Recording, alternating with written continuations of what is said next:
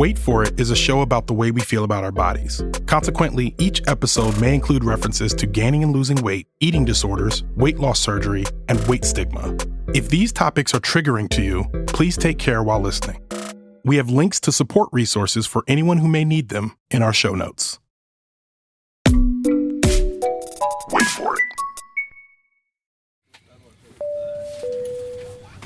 I mean, the hope is that no one sits next to you, like, regardless of your size. I don't know anyone who's like, oh, goody, a stranger is going to get to be really cozy with me for a while. This is Brigid McDonald. She's talking about a flight she took to South Carolina in the summer of 2023. So you kind of do that thing where you're like, you have the armrest up, you're like rooting through your purse in the middle seat. People are passing, you're not making any eye contact. You are, oh my God, you've never been more interested in the thing that's at the bottom of your purse. You know what I mean? She flew Southwest, which was her go-to airline. Southwest has what's called an open seating policy, which allows folks to pick the seat they want when they get on the plane. Brigid had chosen a seat that she liked. I was the second row from the bathroom, so we're not talking about like prime real estate.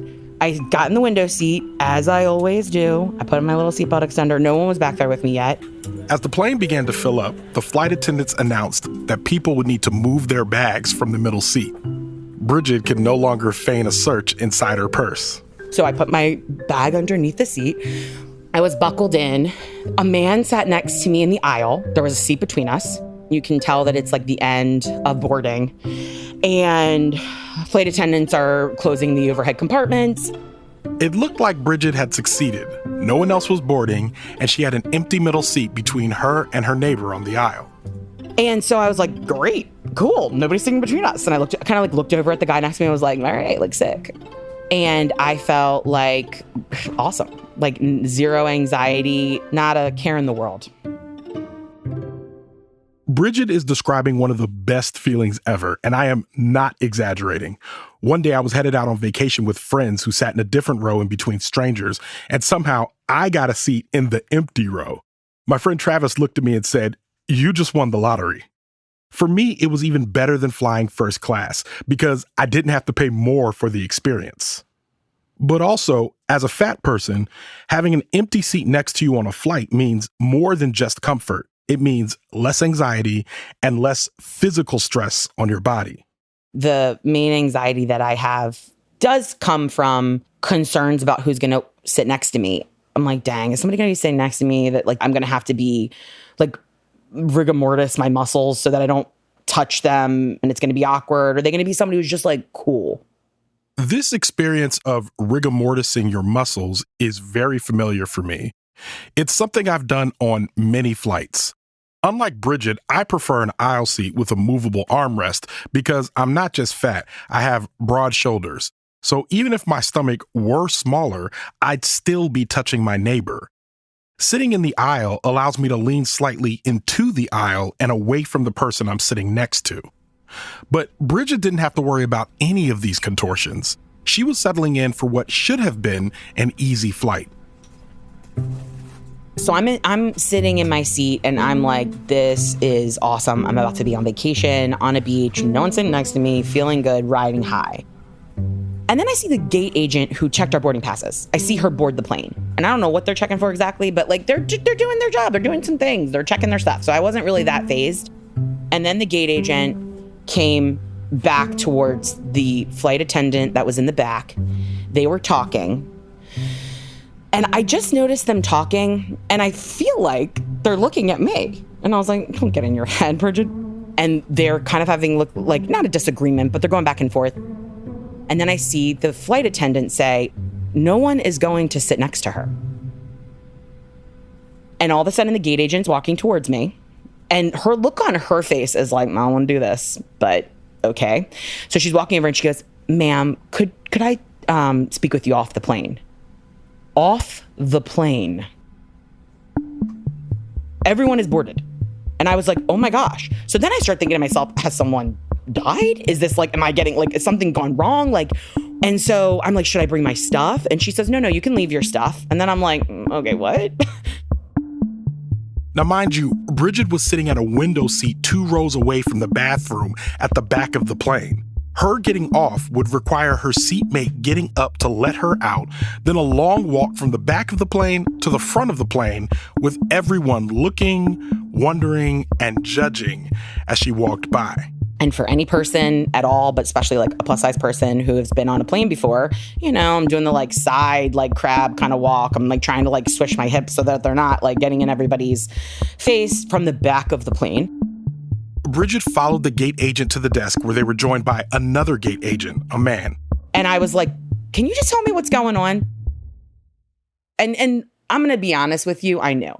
Like in my heart of hearts, I was like, this has something to do with my size. And I knew it. And she said, the flight attendant in the back of the plane wants you to be deboarded and reboarded as per our customer of size policy. And she was like, to be honest with you, I didn't even really see a problem when I boarded the plane and saw you. But she insisted. And so the tears are coming. I can feel them coming. They're welling up. And this poor guy, this male gate agent was like, I don't even really think you're big like that. And I looked at him and I was like, oh, I am. I'm big. But that's not illegal. I mean, that's not, I can board a plane and be big. And then I said, is someone not able to board because of me? And they said, no. So is someone complaining about my size? The flight attendant. And then I started freaking out. Like, I'm about to fly on a plane with someone who, in theory, one of the people responsible for my safety has decided that I need to be deboarded and reboarded for no reason other than just being labeled as fat. I don't. And I started to feel like, should I get back on this plane? Brigid had already been on the plane, already settled in her seat, but then removed from the plane and humiliated because she was fat. Nobody would have blamed her if she decided not to get back on. But she did. The gate attendant officially reserved the seat next to Brigid as per the Southwest customer of size policy, and then walked her back down the jet bridge and onto the plane. She apologized several times, and she apologized at one point and said, there is one flight attendant that's deadheading on this flight. Deadheading is the term used when a flight attendant or pilot travels as a passenger on a flight to another location to work on a subsequent flight. And I am going to walk you back down and make damn sure that they do not sit next to you, because they could have chosen still to sit next to me. We don't know exactly why the flight attendant wanted Brigid to reserve the seat next to her as per the customer of size policy, but based on this interaction with the gate agent, my speculation is that the flight attendant who was deadheading didn't want to sit next to Brigid. But since that was the only available cabin seat on the flight, that's where they would have to sit. But if that seat were taken, then they would be able to sit in one of the available jump seats away from the main cabin. We don't know this for sure because Southwest never responded to Brigid's complaint that she would file later. Nevertheless, the gate agent wanted to confirm that after all this trouble, nobody would be sitting next to Brigid. I reboard the plane. I have been crying. I put my hat down. I do the crab walk back through the what feels like 100 rows. I get to my seat. The gentleman on the aisle stands up. I get back in my seat. I buckle it up. I face the window. I put my hat down and I cried for the better part of the next 75 minutes of this flight. Brigid made it to her destination safely without further incident. And until I asked her to tell me the story for Wait For It, hadn't planned on talking about it again. I asked her why, and this was her response. I'm gonna start crying. I felt like talking about it would like open people up for commentary on me being fat. And I've done like a pretty good job up to this point in my life to not really like invite or welcome that in. And I was just feeling really, I was humiliated.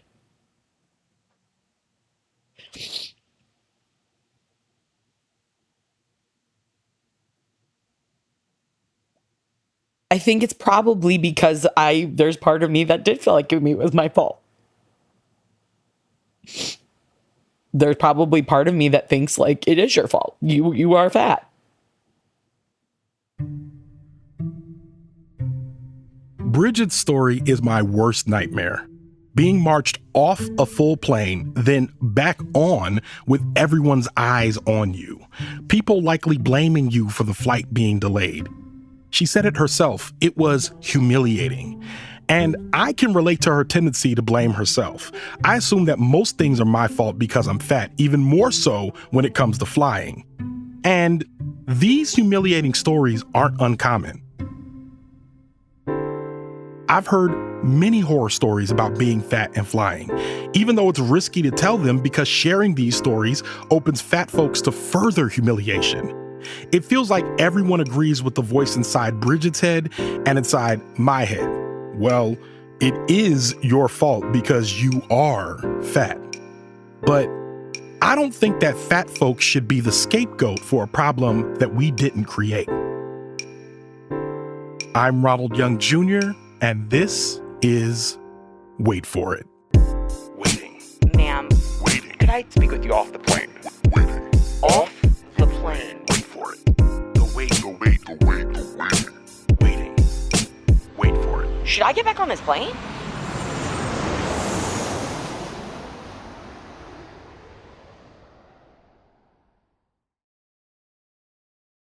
This season of Wait For It is brought to you by Big Fig Mattress.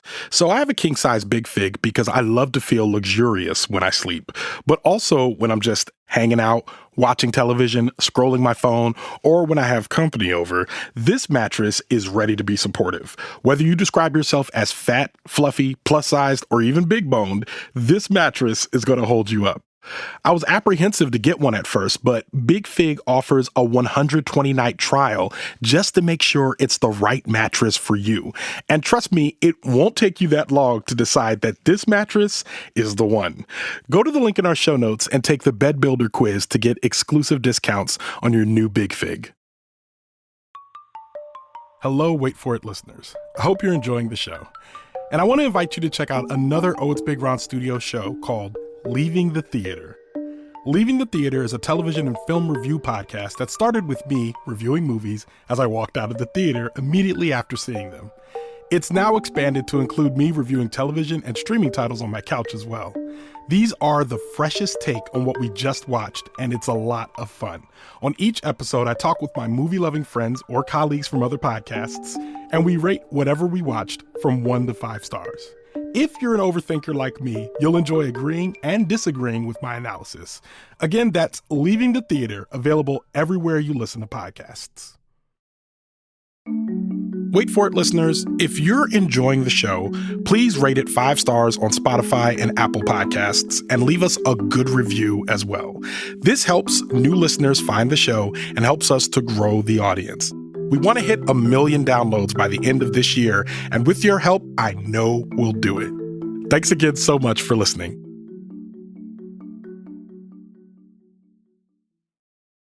Wait for it. Oh, hey, my off day is Thursday, Friday, man. Yeah. That is the sound of my phone going through an X-ray machine, and of me gathering my stuff, putting it back into the bags and in my pockets, and restacking the bins. Then I could put my shoes back on. All right. Finally got through security. I'm currently at Austin Airport. There are 2 anxieties I have during flying, specifically. One of them is, crap, do I have my ticket?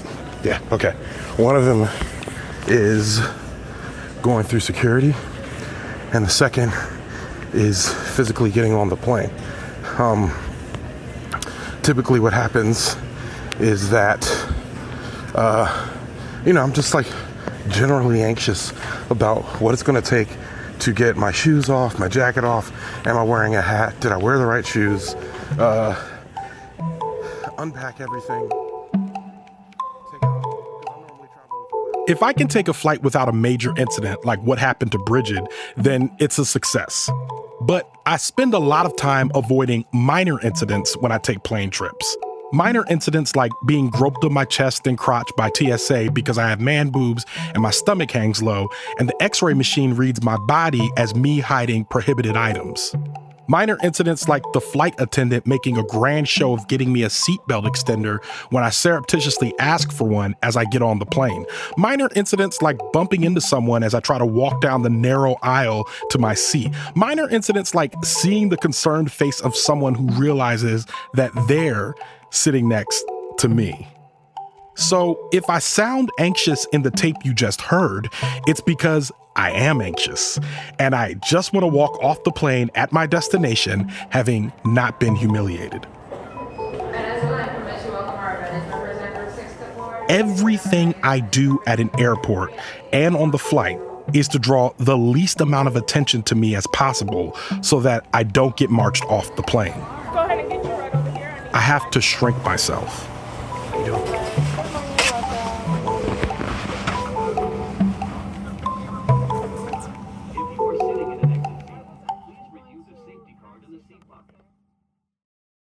Recently, I read a book that I felt characterized my experience flying very accurately. It's called What We Don't Talk About When We Talk About Fat. And the name of the chapter was Into Thin Air. Here's a passage. I had long since learned that any free space belonged to the thin. My arms were already crossed tight over my chest, thighs squeezed together, ankles overlapped beneath my seat.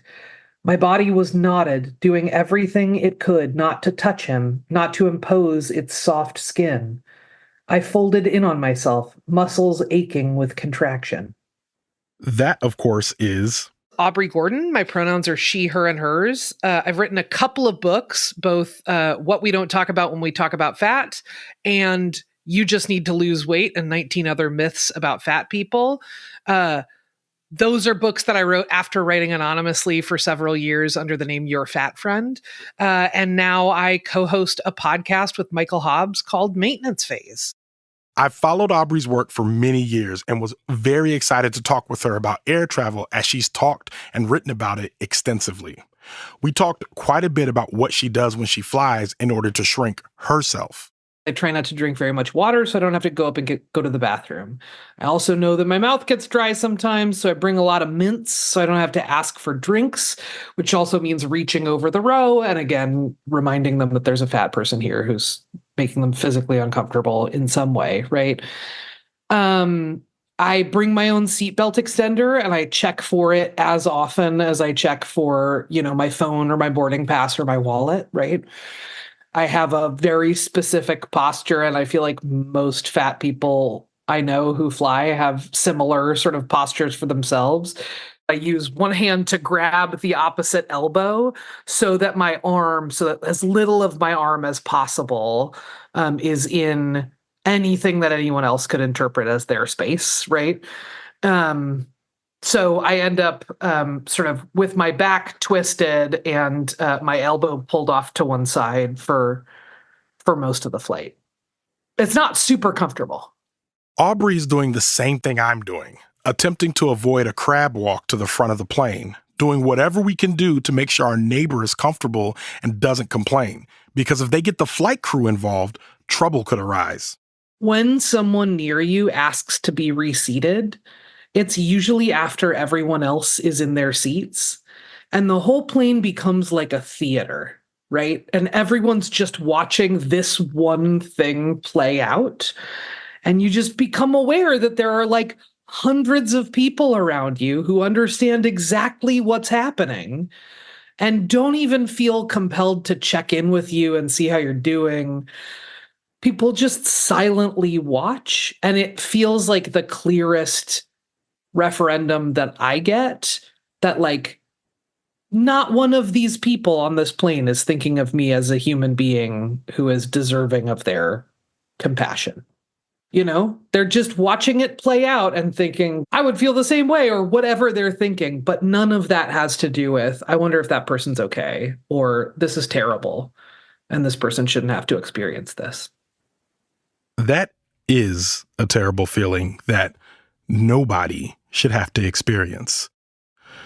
But I feel like it's important to state that even without incident, flying is generally a terrible experience.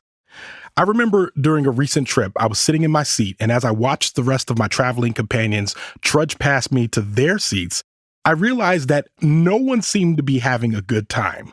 It could be the first leg of a trip that ends in a vacation. They could be headed to see their loved ones or family or to collect $1 million. No matter the destination, most people had expressions of some level of irritation.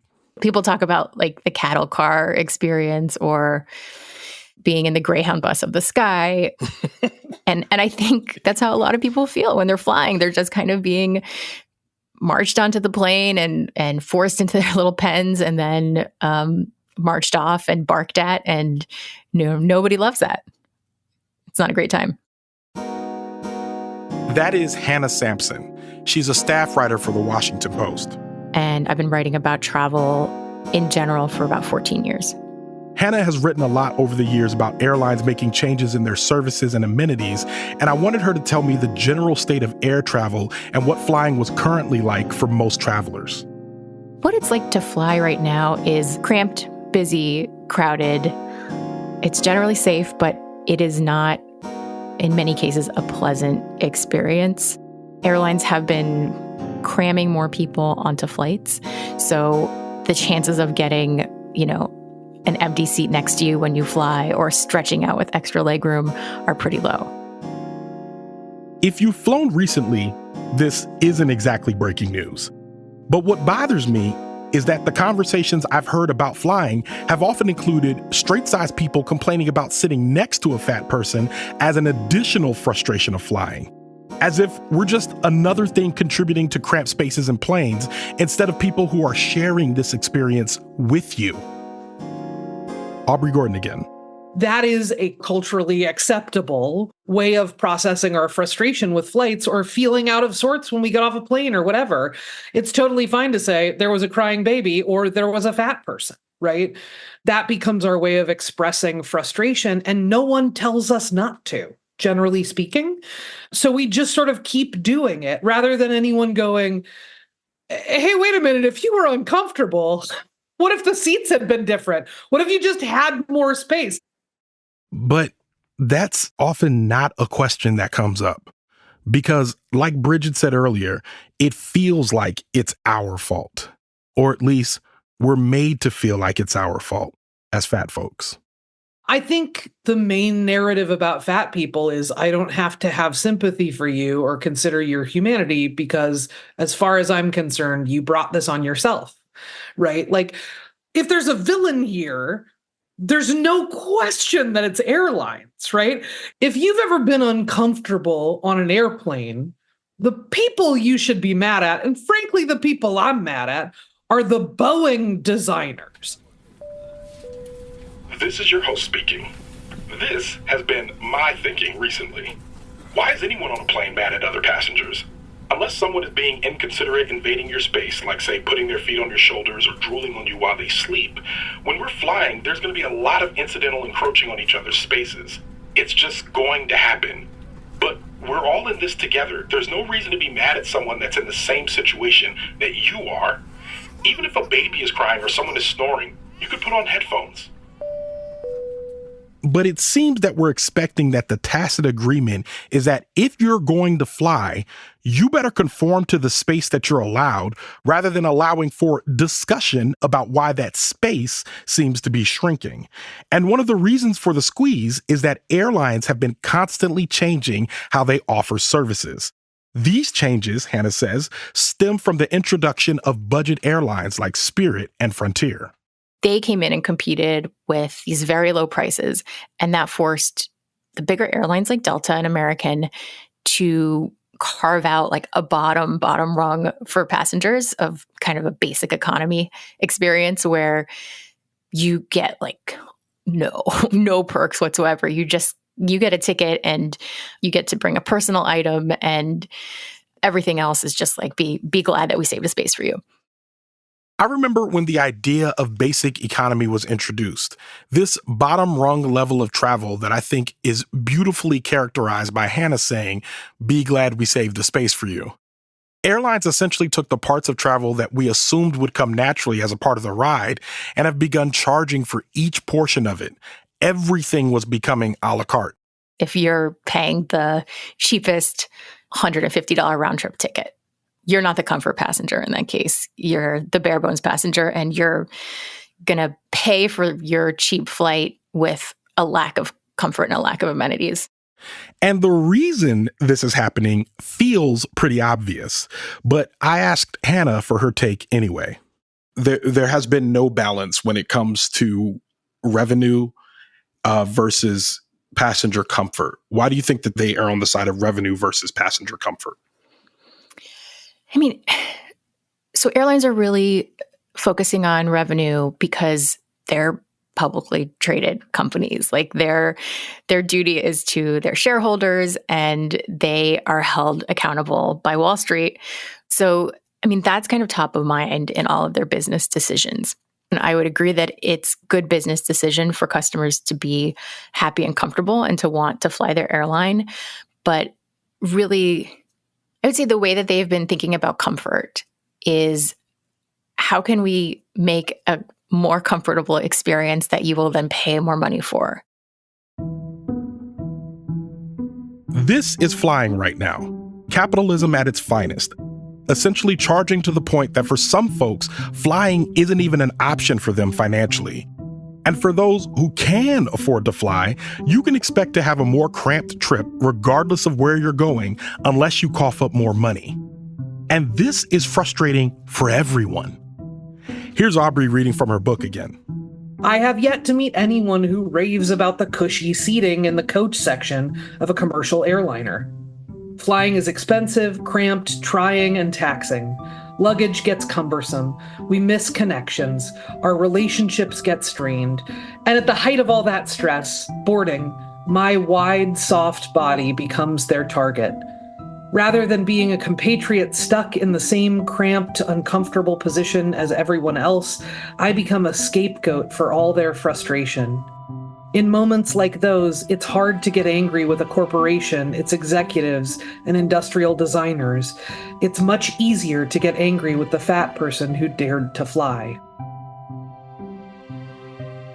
I can't tell you how many times I've been slammed by the beverage cart because I was leaning into the aisle to get away from my seat neighbor, or explain to you the anxiety of having to walk down the aisle to a bathroom that I can barely fit inside of.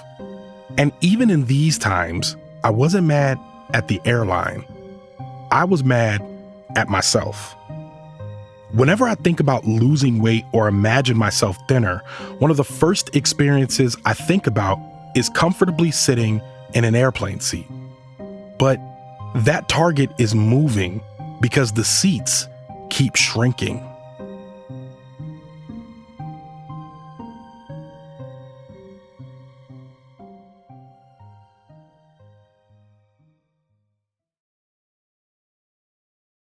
This season of Wait For It is brought to you by Big Fig Mattress. I've been sleeping on a Big Fig for nearly 2 years now, and let me tell you, this mattress is fantastic. As a bigger guy, I've had problems in the past with mattresses that sag over time, but that's not an issue I've had with Big Fig. From the first time I laid on it, I could tell the difference in support. It held me up without being uncomfortable or hard. It has an extra firm mattress edge that gives a bit of a larger sleep surface. It also has something called thermogel cooling technology that, as a person who is almost always running hot, keeps me nice and cool while I sleep. But also, Big Fig is now more than a mattress company. I recently got a hold of their sheets, pillows, and my personal favorite, a big old fluffy adjustable body pillow. Yes, I said adjustable. You can remove some fluff and make it as soft and squishy as you would like. All of these items are now available on the Big Fig website, and you can bundle multiple items and get discounts as you redo your entire sleep system. Go to the link in our show notes and take the Bed Builder quiz to get exclusive discounts on your new Big Fig.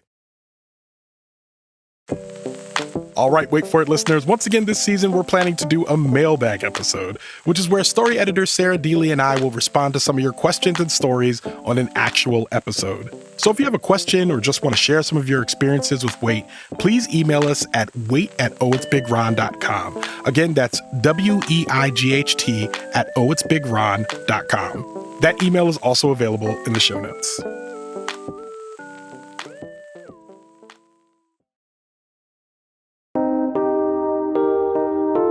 Wait for it. So in my conversation with Aubrey about airlines, she mentioned something specific about the seat sizes shrinking. Not only are we going to make these seats small enough that they don't fit most people, but we're actually going to shrink them over time under pressure from airlines, right? In between, I think it was 2009 and 2019, the seat width on US airplanes decreased by about 10%. That's just within 10 years, right? It's true. The shrinking seat sizes have been so alarming that Congress and the FAA have been called on to intervene. Congress is like, hey, what's going on with these shrinking seats? It's not safe for people if there's an emergency evacuation because you're supposed to be able to get off the plane in 90 seconds. That's Andrea Sachs, another reporter with The Washington Post. She's been covering travel for 24 years. She's written quite a bit about the intersections of disability and air travel, as well as the experiences of plus-sized folks flying.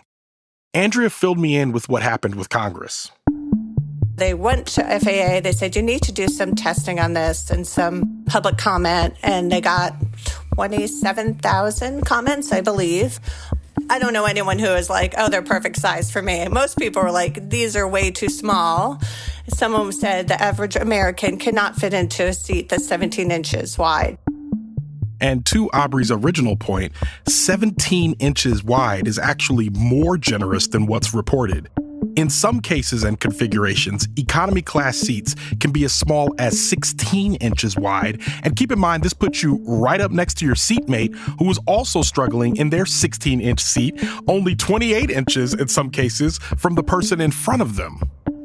It's not just people of certain girth. It's people who have height and they have broad shoulders. It's pregnant women. So it falls under the large category of really all Americans.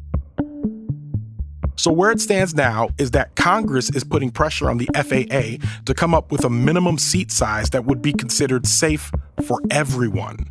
This would be the start to solving the cramped travel on a plane and would be helpful to plus-size travelers who are already doing everything they can to not encroach on their neighbors. And while I think it's a little troubling that the government has to intervene to fix this, we already know that given the opportunity, we can't count on the airlines to do right by its passengers. For instance, let's take a return trip with Brigid home from vacation. I was so shook up from that instance that I changed my flight and I followed their customer of size policy. Brigid has flown on Southwest Airlines over 50 times and had never used their customer of size policy. But after her incident with the flight attendant, she didn't want to take any chances. Here's Andrea Sachs again with the policy details. You can book online a second seat, and then you will get it refunded.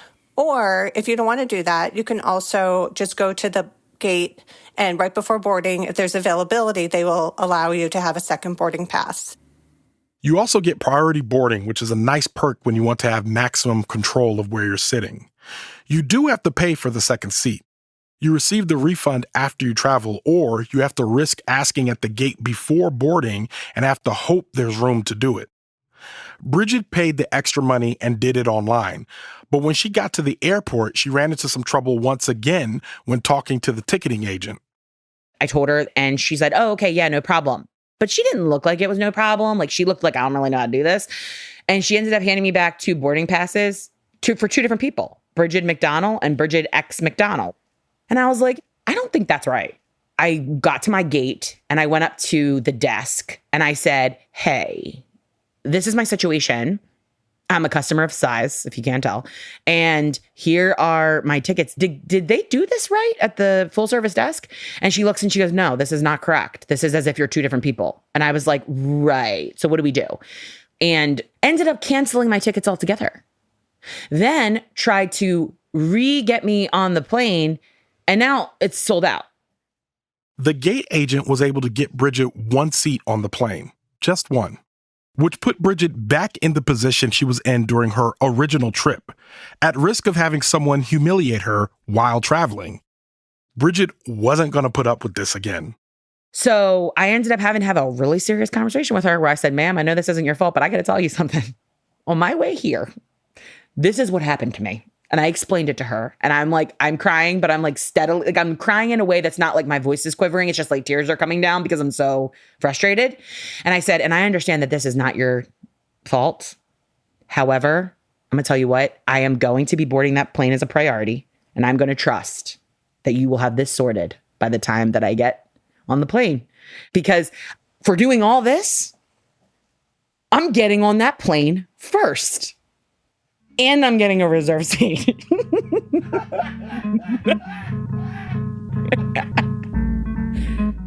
Brigid successfully got on the plane with priority boarding and got the reserved seat next to her, and by all accounts had an uneventful trip home, which is exactly what should have happened the first time.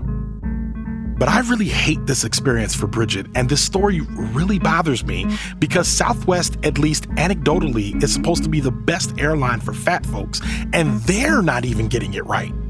Brigid tried to follow the rules and was met with several layers of obstacles, and was required to advocate for herself in a way that most fat folks don't necessarily have the energy for when they're just trying to get to their destinations. That's not to say that the open seating and customer of size policies and priority boarding aren't great. They are. And there are plenty of fat folks who have benefited from these policies and flown comfortably.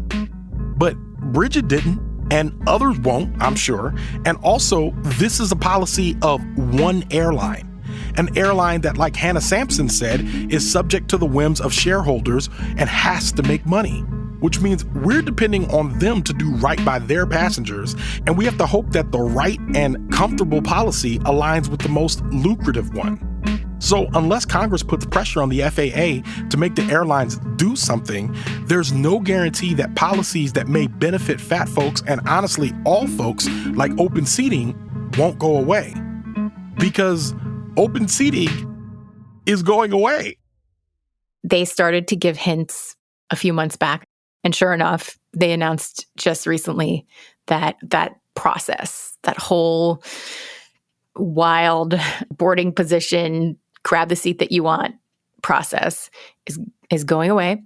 And they're going to assign seats and also have certain seats that they will consider premium that you have to pay extra for. So a total vibe shift in the Southwest offering.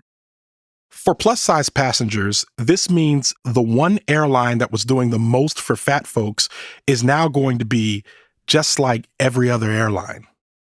And I just want to get to my final destination with no incidents, major or minor. I'm concerned that eventually I'm going to be marched off the plane. I'm going to be forced to buy a second seat. I'm going to get my picture taken and go viral for being the fat man on the plane who dared to fly. And I think despite knowing for a fact that it won't be my fault, I'll still bear the blame because I'm fat. My options are to lose weight and don't travel by plane until I do, or wait for an act of Congress. So, if you could wave a wand and fix air travel for fat folks, what would you change specifically? I would aim for planes that are designed with the principles of universal design in mind. Because I'll tell you what, planes are not very accessible for fat people one bit. They're also not super accessible for parents with little kids. They're also not super accessible for disabled people, for wheelchair users, or anybody using mobility aids, right? So if instead of thinking the only people really designing for here are short and thin, what if we thought about, here's the breadth of human bodies that exist. What's the vehicle that we could make that would carry the most of those human bodies, right? The widest range of those human bodies. That to me would feel like a huge win, to have us designing planes for people rather than insisting that people fit planes. I don't know if we'll ever see the day where they're designing planes in that way. But until they do, please remember, even fat folks have places to be, and we just want to get there in peace.